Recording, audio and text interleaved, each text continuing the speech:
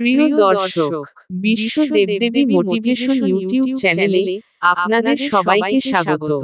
আজ আপনাদের সামনে যে ভিডিওটি তুলে ধরতে চলেছি, ভিডিওটি খুবই ছোট, কিন্তু এর গুরুত্ব অনেক বড়।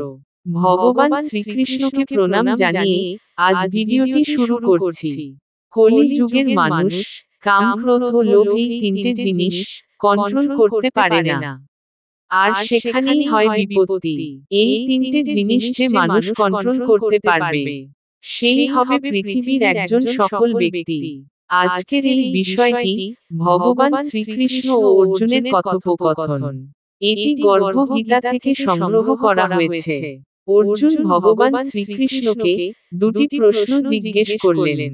হে প্রভু, মানুষ অন্ধ হয় কেন? ও মেয়েরা বাল্য বিধবা হয় কেন?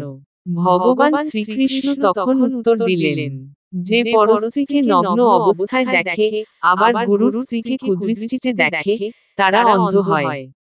যে স্ত্রী নিজের স্বামীকে ত্যাগ করে পর পুরুষের সঙ্গে থাকে, তারা বাল্য বিধবা হন। এই ছিল আজকের ভিডিও। ভিডিওটি ভালো লাগলে অবশ্যই একটা লাইক করবেন, আর আমাদের চ্যানেলটিকে অবশ্যই সাবস্ক্রাইব করবেন।